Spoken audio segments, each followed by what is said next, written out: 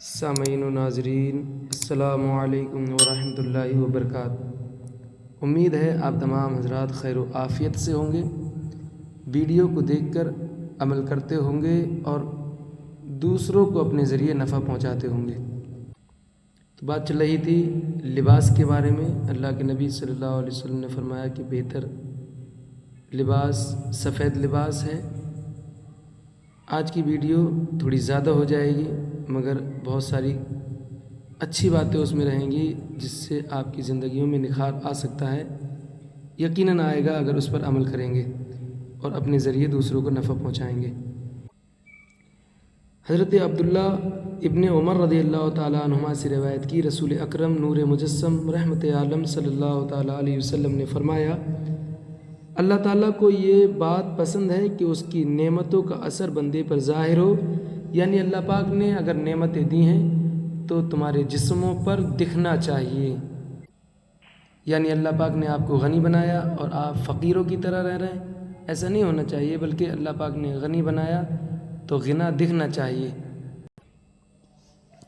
حدیث رسول امام احمد و نسائی نے ابو الاحوص سے، انہوں نے اپنے والد سے روایت کری، کہتے ہیں میں رسول اکرم نور مجسم صلی اللہ تعالیٰ علیہ وسلم کی خدمت میں حاضر ہوا۔ میرا کپڑا گھٹیا تھا، یعنی میں کمزور کپڑے پہنے ہوئے تھا۔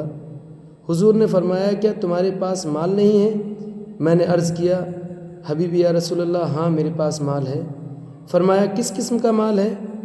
میں نے عرض کیا خدا کا دیا ہوا ہر قسم کا مال ہے، اونٹ، گائے، بکریاں، گھوڑے، غلام۔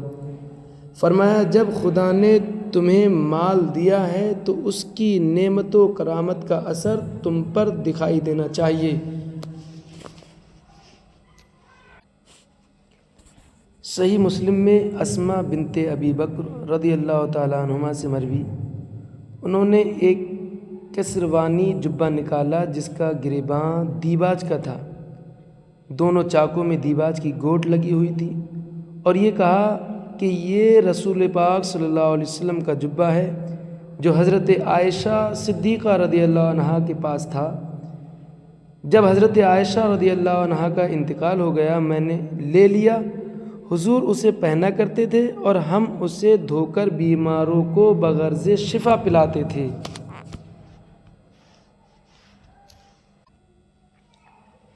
حضرت ابو ہریرہ رضی اللہ تعالیٰ عنہ سے روایت کی، رسول پاک صلی اللہ علیہ وسلم جب قمیص پہنتے تو دہنے سے شروع کرتے۔ حضرت ابن عباس رضی اللہ عنہما سے روایت کی، رسول پاک صلی اللہ علیہ وسلم نے ان عورتوں پر لعنت کی جو مردوں کے مشابہ رہیں کپڑوں میں، اور ان مردوں پر جو عورتوں کے مشابہ رہیں۔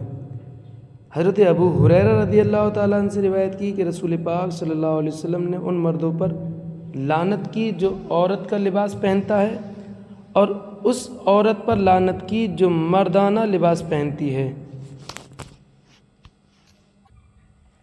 اعلیٰ حضرت رضی اللہ تعالیٰ عنہ فرماتے ہیں خالق کے کل نے آپ کو مالک کے کل بنا دیا، دونوں جہاں ہیں آپ کے قبضہ و اختیار میں۔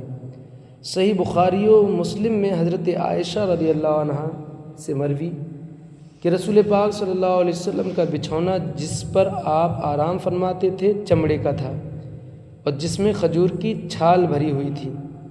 مسلم کی روایت میں ہے کہ حضور کا تکیہ چمڑے کا تھا جس میں کھجور کی چھال بھری ہوئی تھی۔ اتنا لباس جس سے ستر عورت ہو جائے، یعنی جسم چھپ جائے اور گرمی سردی کی تکلیف سے بچے، یہ فرض ہے، اور اس سے زائد جس سے زینت مقصود ہو، اور یہ کہ جب کہ اللہ تعالیٰ نے دیا ہے تو اس کی نعمت کا اظہار کیا جائے، یہ مستحب ہے۔ خاص موقعوں پر مثلاً جمعہ یا عیدین کے دن عمدہ کپڑے پہننا مباح ہے۔ سفید کپڑے سب سے بہتر ہیں، حدیث میں اس کی بڑی تعریف آئی ہے، اور سیاہ کپڑے بھی بہتر ہیں کہ رسول پاک صلی اللہ علیہ وسلم فتح مکہ کے دن جب مکہ معظمہ میں تشریف لائے تو سر اقدس پر سیاہ امامہ تھا۔ سبز کپڑوں کو بھی بعض کتابوں میں سنت لکھا گیا ہے، یعنی ہرے کپڑے۔ ریشم کے کپڑے مردوں کے لیے جائز نہیں ہیں، اللہ کے نبی صلی اللہ علیہ وسلم نے منع فرمایا۔ اون کے کپڑے انبیاء علیہ السلام کی سنت ہے۔ سب سے پہلے سلیمان علیہ السلام نے یہ کپڑے پہنے۔ حدیث میں ہے کہ اون کے کپڑے پہن کر اپنے دلوں کو منور کرو۔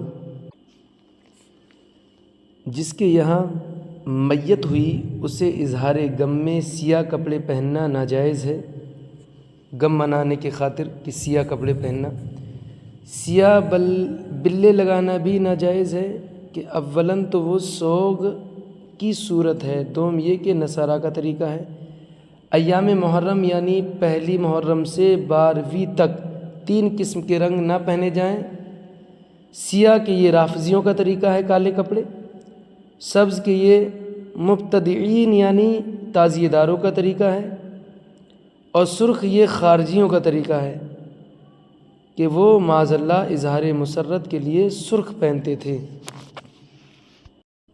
عمامہ باندھنا سنت ہے، خصوصاً نماز میں، کہ جو نماز عمامے کے ساتھ پڑھی جاتی ہے اس کا ثواب بہت زیادہ ہوتا ہے۔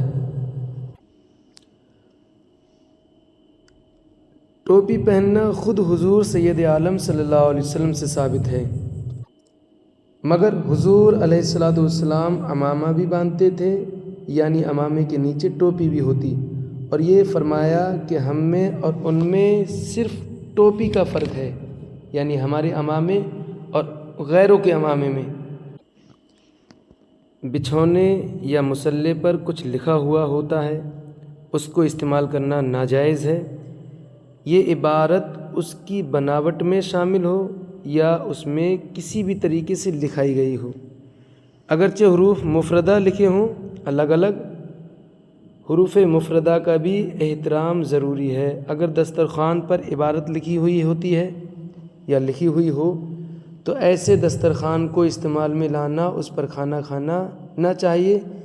بعض لوگوں کے تکیوں پر اشعار لکھے ہوتے ہیں، ان کا استعمال بھی نہیں کیا جانا چاہیے، نہیں کرنا چاہیے۔ بعض کاشتکار اپنی کھیتیوں میں کپڑا لپیٹ کر کسی لکڑی پر لگا دیتے ہیں، اس سے مقصود نظر بد سے کھیتیوں کو بچانا ہوتا ہے، کیونکہ دیکھنے والے کی نظر پہلے اس پر پڑے گی، اس کے بعد کھیتی پر پڑے گی، اور اس صورت میں زراعت کو نظر نہیں لگے گی۔ ایسا کرنا جائز ہے، ناجائز نہیں ہے، کیونکہ نظر کا لگنا صحیح ہے، احادیث پاک سے ثابت ہے، اس کا انکار نہیں کیا جا سکتا۔ حدیث پاک میں ہے کہ جب اپنی یا کسی مسلمان بھائی کی چیز دیکھے اور پسند آئے تو برکت کی دعا کرے، یہ کہے تبارک اللہ احسن الخالقین، اللہم بارک فی، یا اردو میں یہ کہہ دے کہ اللہ پاک برکت دے۔ اس طرح کہنے سے نظر نہیں لگتی۔